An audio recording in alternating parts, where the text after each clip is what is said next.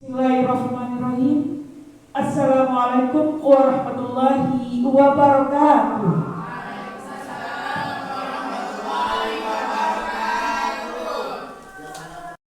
Yang kami hormati Ibu Kepala SD Negeri 1 Batar, yang kami banggakan Bapak CGP Angkatan 9 Bapak Ridwan Ali, yang saya hormati Bapak Ibu Majelis Guru yang hadir pada hari ini untuk kegiatan kita sebagai praktek baik CGP Angkatan 9 dari Pak Ridwan. Puji syukur kehadirat Allah Subhanahu wa taala karena kita telah diberikan kesempatan untuk hadir di gedung SD Negeri 1 ini dalam serangkaian acara praktik baik CGP Angkatan 9 Kabupaten Kepulauan Meranti. Selawat serta silakan. Langsung saja kita lanjut acara pada hari ini, yaitu praktek baik CGP Angkatan 9 Kabupaten Kepulauan Meranti. Acara pertama menyanyikan lagu Kebangsaan Indonesia Raya dan Mas Penggerak CGP. Bapak dan Ibu kami mohon berdiri.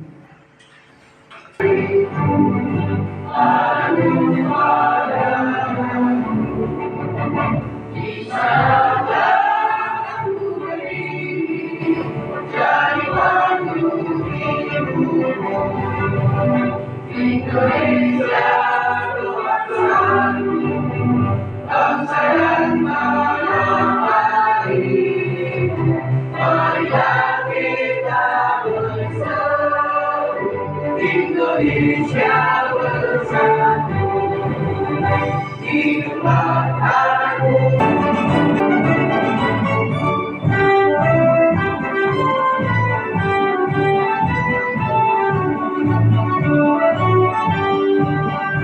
Kuatkan tekad, kuatkan hati, negeri ini memanggilmu kawan. Bergerak kembali untuk negeri, bergerak majukan pendidikan, bergerak untuk membangun bumi, berarti menjaga pelajaran. Potensi tingkatkan prestasi, hadirkan buku belajar Pancasila.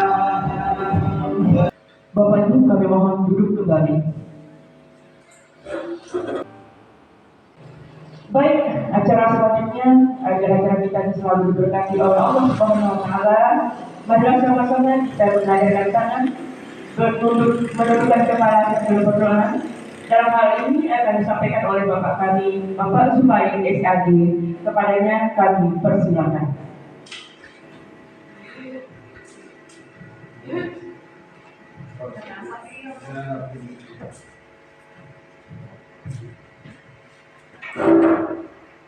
Bismillahirrahmanirrahim. Assalamualaikum warahmatullahi wabarakatuh.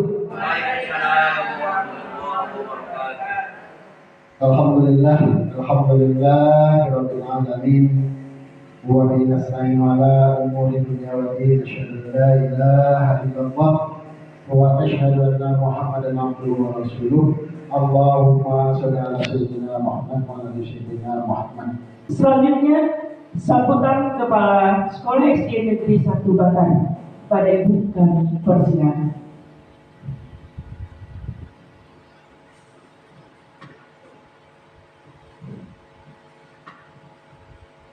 Bismillahirrahmanirrahim. Assalamualaikum warahmatullahi wabarakatuh. Alhamdulillah. Selanjutnya kita memanjatkan puji syukur kehadirat Allah Subhanahu wa taala yang senantiasa melimpahkan rahmat dan karunia-Nya kepada kita semua, sehingga pada pagi yang berbahagia ini kita dapat melaksanakan kegiatan kita, yaitu mengikuti kegiatan yang akan dilaksanakan oleh calon guru penggerak SD 1 Bantar ini. Lalu pula selawat beserta salam kita hadiahkan kepada Nabi besar Muhammad Sallallahu Alaihi Wasallam dengan ucapan Allahumma sholli ala sayyidina Muhammad wa ala sayyidina Muhammad. Yang saya hormati Bapak calon guru penggerak Pak Ridwan Ali, yang saya hormati dan saya banggakan Majelis Guru SD Negeri 1 Bantar yang hadir pada hari ini. Selamat pagi menjelang siang Bapak Ibu. Bapak Ibu yang saya hormati, pada hari ini kita kembali lagi mengikuti kegiatan dari calon guru penggerak. Acara selanjutnya yaitu penyampaian materi berbagi praktek baik oleh CGP Angkatan 9 Bapak Ridwan Ali. Kepadanya kami persilakan.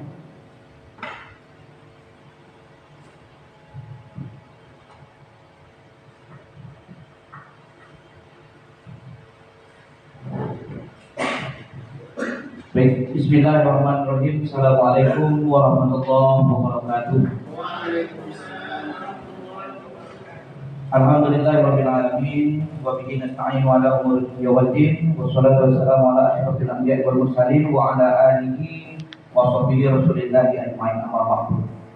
Yang sama-sama kita hormati Ibu Kepala Sekolah SD 1 Bantar dan yang saya banggakan rekan seperjuangan atau Majelis Guru SD 1 Bantar yang hadir pada hari ini.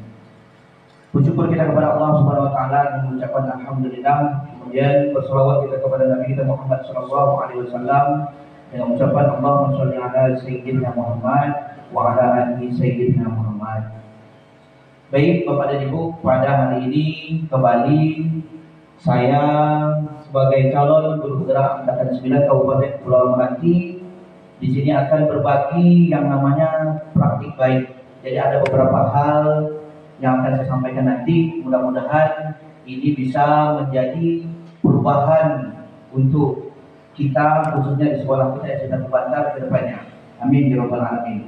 Baik, tanpa memperpanjang waktu, saya akan langsung masuk kepada materi kita yang pertama, yakni diseminasi penyebaran pemahaman dan penerapan budaya positif.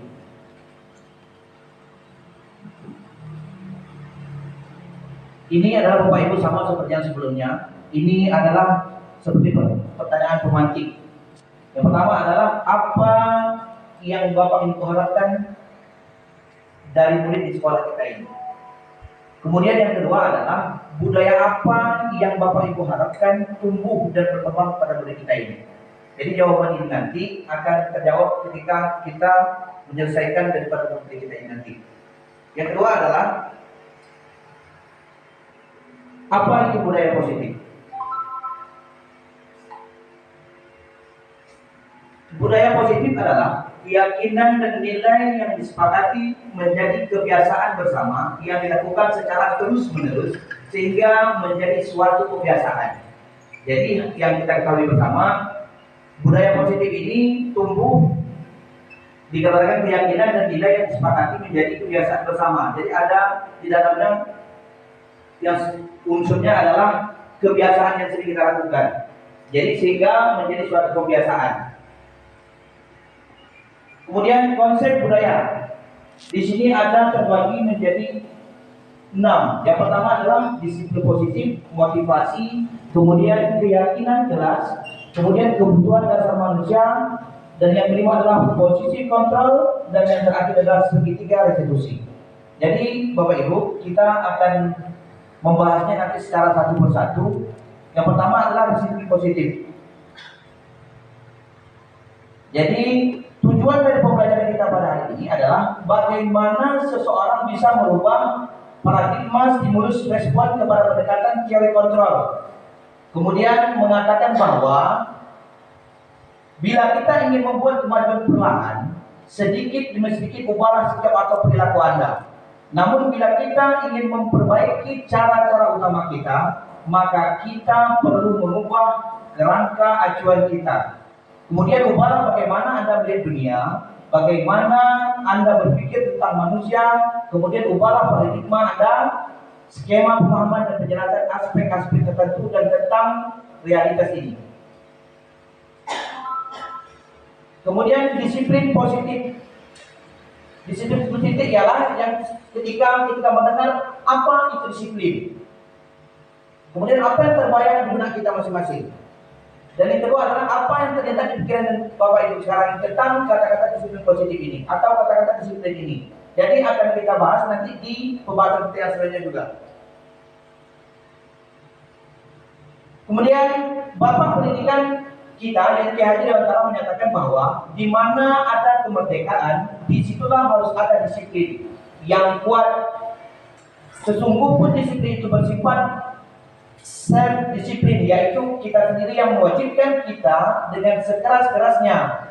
Tetapi itu sama saja, sebab jikalau kita tidak cakap melakukan self-disiplin tersebut, wajiblah kuasa lain mendisiplinkan diri kita. Dan peraturan demikian itulah yang harus ada di dalam suasana yang merdeka. Disiplin yang dimaksud adalah disiplin diri yang memikir motivasi internal. Jika kita tidak memiliki motivasi internal, maka kita memerlukan pihak lain untuk mendisiplinkan kita atau motivasi, yakni eksternal karena berasal dari luar, kemudian dari dalam diri kita sendiri.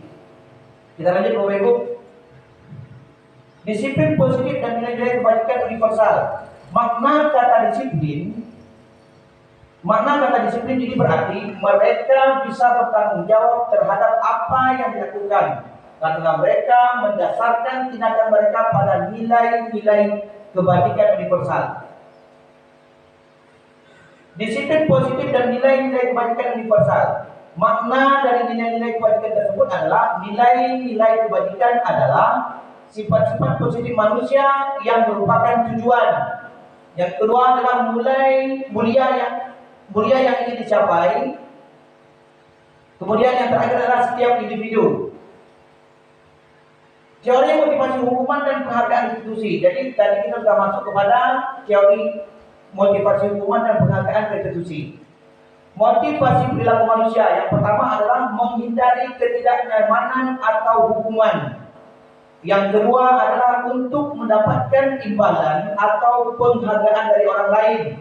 Yang ketiga adalah untuk menjadi orang yang mereka inginkan dan menghargai diri sendiri dengan nilai-nilai yang mereka percaya.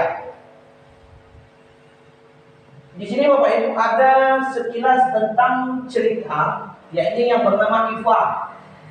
Iva kurang menguasai pembelajaran bahasa Indonesia. Sehingga pada saat pembelajaran tersebut berlangsung, dia lebih banyak berdiam diri atau menggambar di buku pelajarannya. Pada saat guru bahasa Indonesia, Pak Seno, menanyakan pertanyaan Iva menjadi gugup dan tak sengaja menjatuhkan tasnya dari kursi, serta tiba-tiba menjadi gagap pada saat berupaya menjawab. Seluruh kelas pun tertawa melihat perilaku Iva yang berbicara tergagap-gagap dan terkejut tersebut. Pak Seno pada saat itu membiarkan teman-teman Iva menertawakan Iva yang tergagap-gagap dan malu luar biasa. Dan malah minta Iva untuk maju ke depan dan berdiri di depan kelas sambil menundukkan hidungnya karena tidak bisa menjawab pertanyaan Pak Seno. Kelas semakin gaduh dan anak-anak pun tertawa melihat Iva di depan kelas memegang ujung hidungnya. Kemudian Bapak Ibu ada pertanyaan di bawahnya, apakah Bapak Ibu setuju tindakan Pak Seno terhadap Iva? Kemudian mengapa?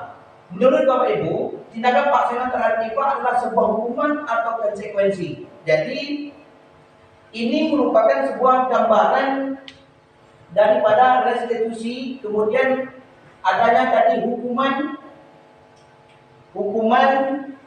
kemudian penghargaan. Jadi ini cerita yang digambarkan ini adalah tentang Iva yang dipermalukan di depan kelas oleh Pak Seno. Jadi ketika pembelajaran bahasa Indonesia itu dimaksud oleh Pak Seno, Iva ini tergugup-gugup dalam menjawab apa yang diberikan oleh Pak Seno tersebut.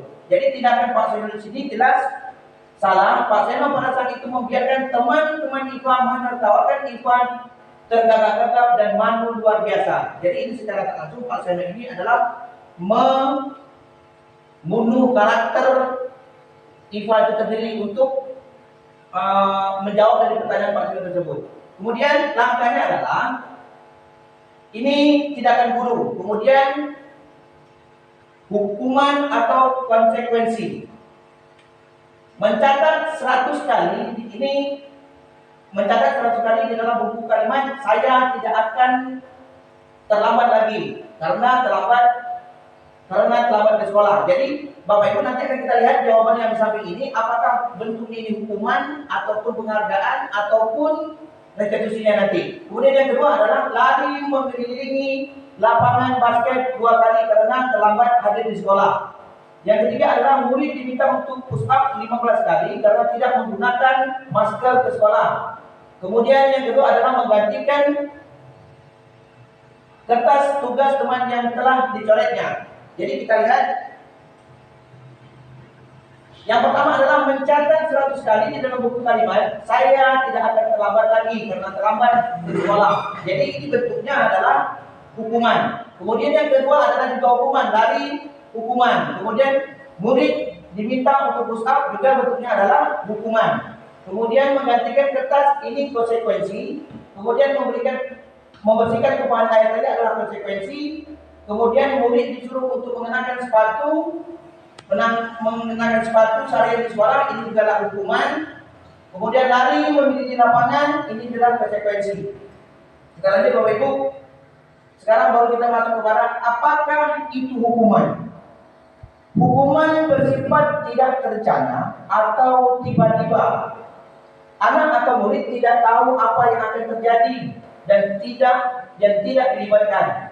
Hukuman bersifat satu arah dari pihak guru yang memberikan, dan murid hanya menerima satu hukuman tanpa melalui suatu kesepakatan atau penghargaan dari pihak guru tersebut. Baik sebelum sesudahnya, kemudian hukuman yang diberikan bisa berupa fisik maupun psikis. Murid anak disakiti oleh suatu perbuatan atau kata-kata. Kemudian apa itu konsekuensi? Jadi di sini Bapak Ibu ada yang pertama adalah apa itu hukuman, kemudian yang kedua adalah konsekuensi. Konsekuensi adalah sudah terencana atau sudah disepakati, sudah dibahas dan disetujui oleh murid dan guru. Jadi ini yang sudah kita sepakati, kemudian baik murid maupun guru, itu disebut dengan konsekuensi. Umumnya berbentuk konsekuensi dibuat oleh pihak guru ataupun sekolah, dan murid sudah mengerti sebelumnya konsekuensi yang akan diterima bila ada pelanggaran. Pada konsekuensi murid telah dibuat tidak nyaman untuk jangka waktu pendek. Konsekuensi biasanya diberikan berdasarkan suatu data yang umumnya dapat diukur.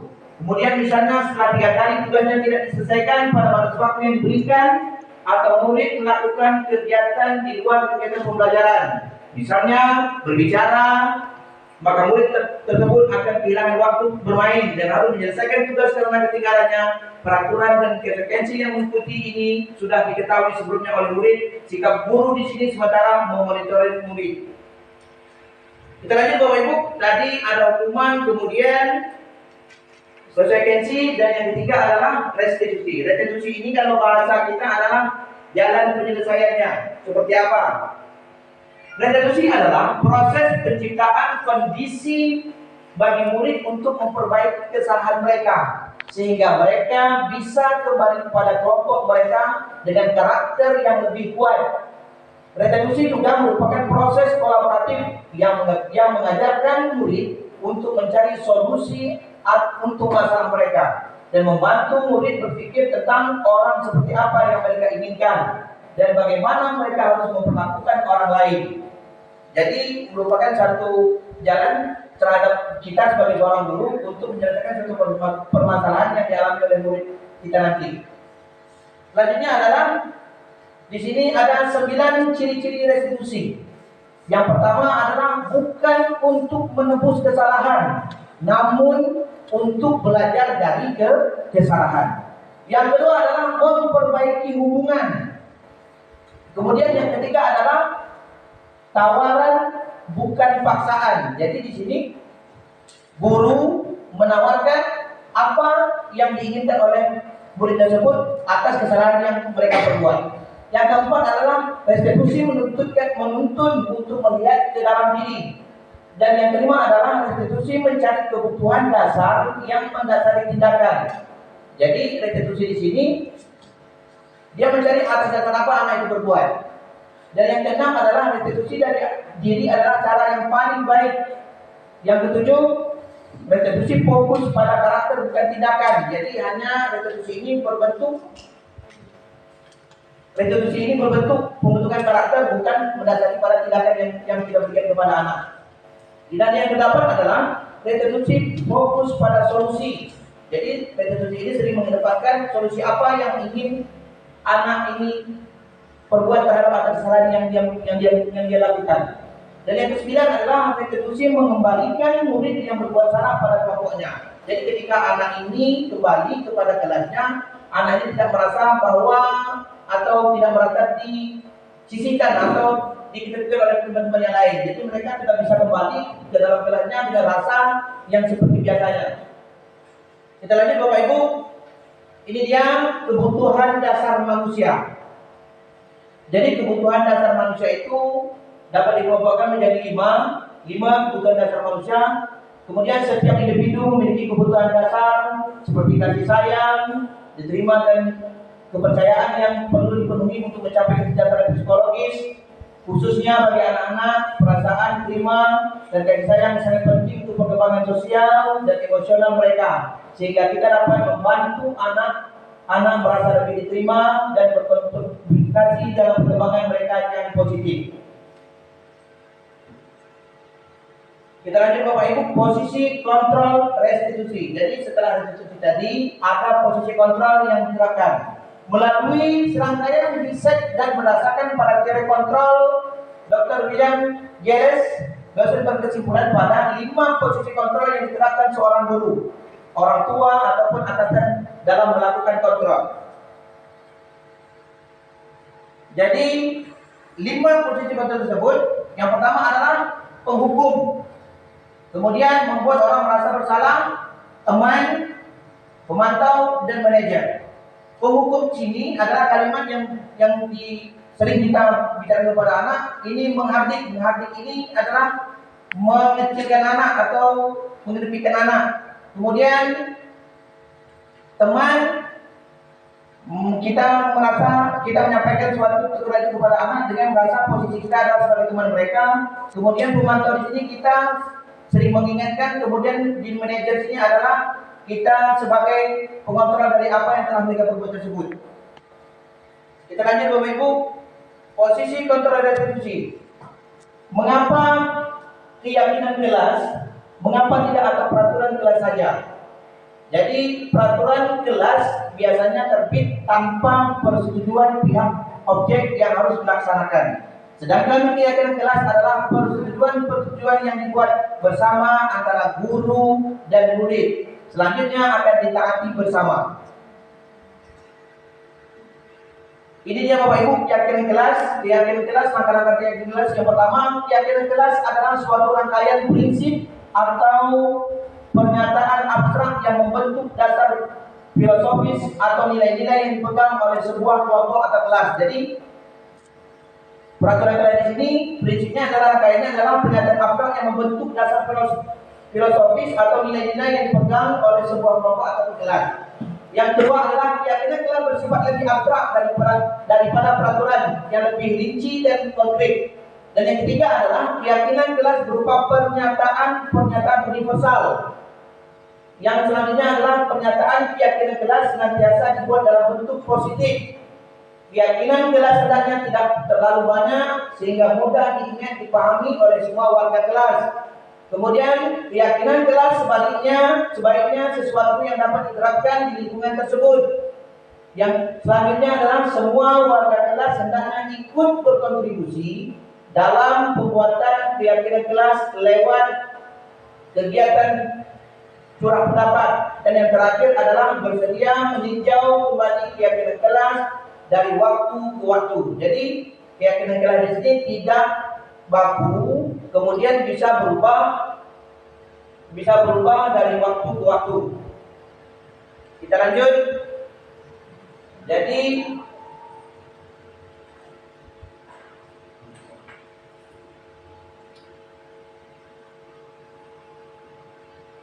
kemarin Bapak Ibu saya sudah membuat keyakinan kelas, yakni di kelas 5. Yang pertama adalah yang menghormati guru dan teman, dan yang kedua adalah tidak boleh datang terlambat.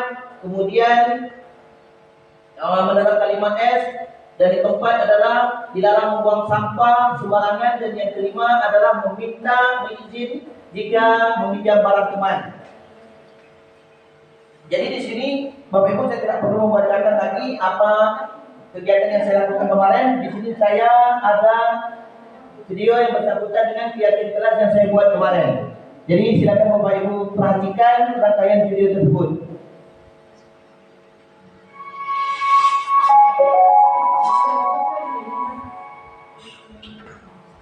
Assalamualaikum warahmatullahi wabarakatuh.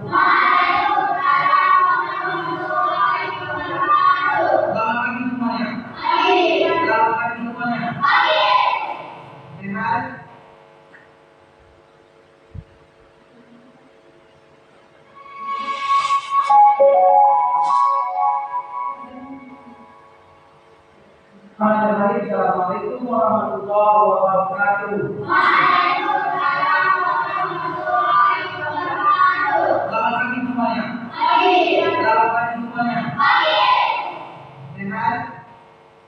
Jadi Bapak Ibu, itulah sekilas kegiatan yang saya buat. Jadi sekarang kita lanjut kembali masuk kepada segitiga resolusi. Segitiga resolusi adalah suatu proses dialog yang dijalankan oleh guru atau orang tua agar dapat menghasilkan murid yang mandiri dan bertanggung jawab. Ini dia jenis segitiga resolusinya. Segitiga resolusi ini adalah yang pertama adalah validasi tindakan, kemudian menstabilkan identitas, dan yang ketiga adalah menanyakan keyakinan. Langkah-langkah praktis ketiga resolusi. Yang pertama adalah menstabilkan identitas tadi. Kita dengan teori kontrol adalah kita semua akan melakukan hal terbaik yang bisa kita lakukan. Yang kedua adalah validasi tindakan yang salah. Ini langkahnya. Kemudian teori kontrolnya adalah semua perilaku memiliki alasan. Yang ketiga adalah menanyakan keyakinan. Teori kontrolnya adalah kita semua memiliki motivasi internal. Jadi di sini kembali saya coba untuk memutarkan video tentang restitusi yang pernah saya lakukan terhadap siswa kita. Waalaikumsalam. Silakan dulu. Pagi.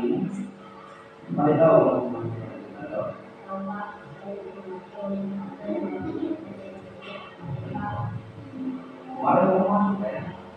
Juga sekilas Bapak Ibu, ya.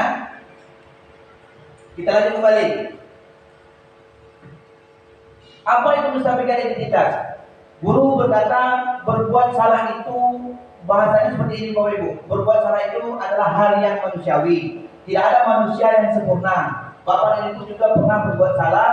Kita pasti bisa menyelesaikan permasalahan ini. Bapak Ibu tidak tertarik untuk mencari tahu siapa yang benar atau siapa yang salah. Bapak Ibu lebih tertarik untuk menyelesaikan masalah. Kemudian kalau kamu menyalahkan dirimu sendiri terus-menerus, apakah kamu bersikap baik pada dirimu sendiri? Ini adalah merupakan kalimat menstabilkan identitas. Selanjutnya, yang kedua adalah validasi kebutuhan. Guru berkata, kamu bisa saja akan melakukan hal yang lebih baik, lebih buruk, tapi kamu tidak melakukannya kan? Yang kedua adalah kamu pastinya punya alasan mengapa melakukannya. Dan yang ketiga adalah apa yang penting bagi kamu. Dan yang keempat adalah kamu boleh tetap berusaha menjaga sikap itu, tetapi tambahkan sikap yang lain yang baru. Yang selanjutnya adalah, maukah kamu belajar dari cara lain untuk mendapat yang kamu butuhkan tanpa harus memunggul. Kemudian yang terakhir adalah, apakah kamu bisa melakukan dengan lebih baik besok lagi. Jadi ini adalah Bapak Ibu kalimat yang berbentuk validasi kebutuhan. Kita lanjut.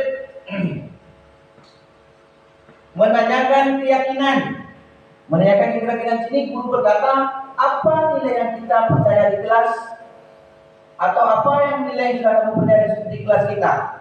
Dan yang kedua adalah nilai-nilai universal apa yang telah kita sepakati. Dan yang ketiga adalah kelas yang ideal itu seperti apa sih. Yang keempat adalah kamu ingin menjadi anak seperti apa.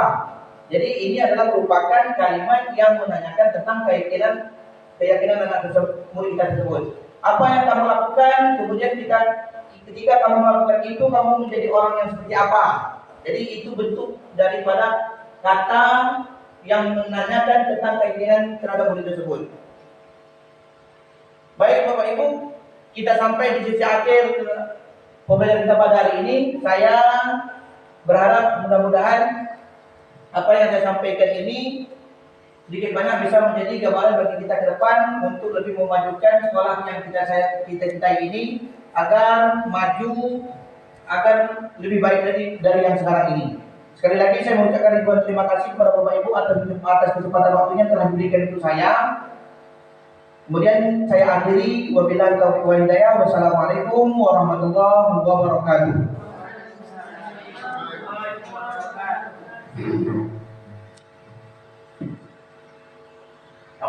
Sampai panjang Pak.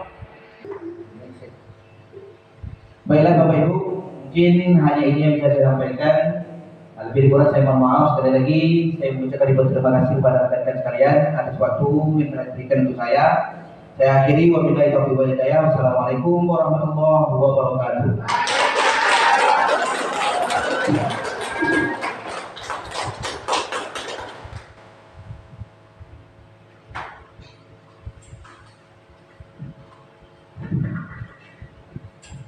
Baik, terima kasih kami ucapkan kepada Pak Ridwan atas semangatnya dan motivasinya yang telah beliau sampaikan.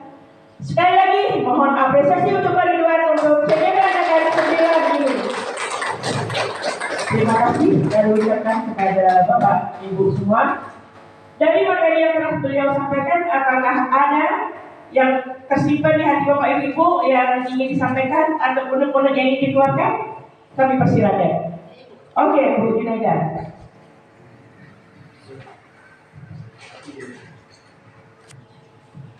Assalamualaikum warahmatullahi wabarakatuh. Ucapan yang luar biasa sekali untuk Bapak Ridwan Ali, Masya Allah ya. Ini satu pengalaman yang baru bagi kami yang belum menjadi CGP.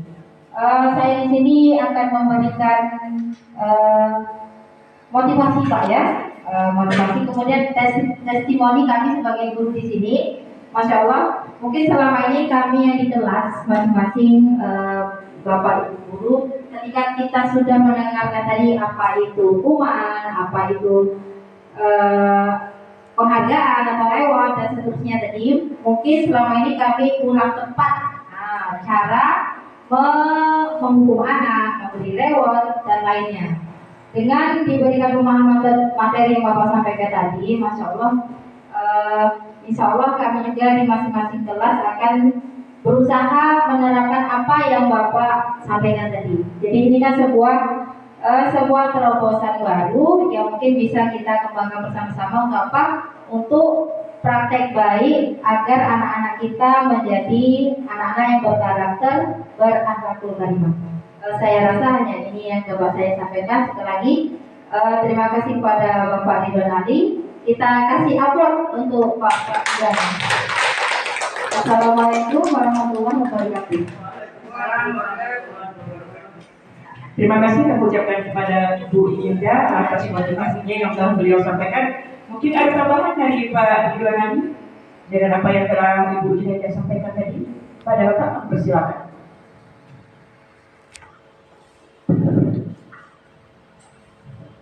Baik Bapak Ibu, memang benar apa yang telah disampaikan oleh Ibu Junaida tadi.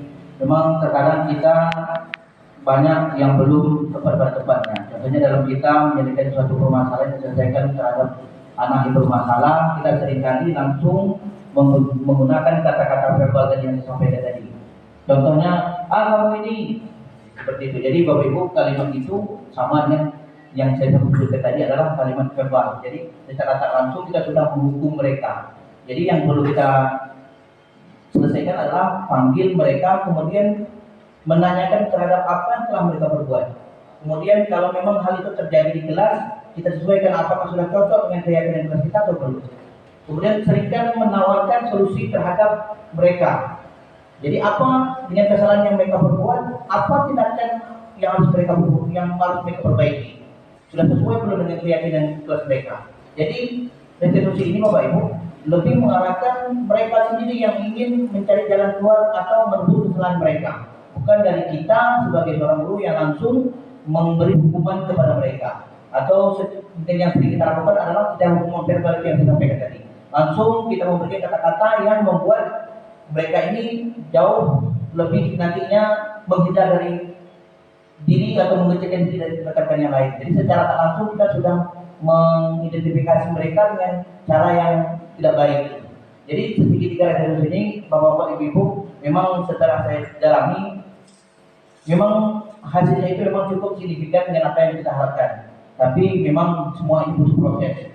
Tapi saya yakin dan percaya bahwa rekan-rekan saya, kemudian guru SD1 ini bisa untuk menerapkan hal itu. Tapi walau bagaimanapun kita tetap membutuhkan waktu. Tapi yakinlah untuk berubah untuk jauh lebih baik itu adalah suatu hal yang baik. Jadi mungkin ini yang bisa saya sampaikan. Sekali lagi saya ucapkan terima kasih kepada rekan-rekan, terutama Bu Junaida, terima kasih atas masukannya. Doakan saya mudah-mudahan bisa terus berbagi. Kemudian kita semua selalu dalam lindungan Allah dan berikan kesehatan untuk terus mencerdaskan anak bangsa kita ini. Wabillahi taufiq hidayah. Assalamualaikum warahmatullahi wabarakatuh. Oke, terima kasih yang mengucapkan pada Pak Iwan. Mungkin ada rekan yang lain ingin menambahkan?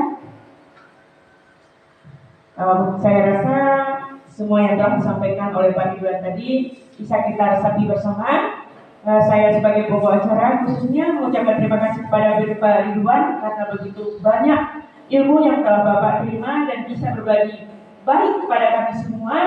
Semoga apa yang telah Bapak terima dapat kita terapkan di sekolah kita ini, karena setelah dengan apa yang telah Bapak uraikan pada hari ini, ternyata begitu banyak hal-hal yang harus kita perbaiki di sekolah kita. Semoga sekolah kita bisa maju ke depannya dan dapat kita laksanakan bersama-sama.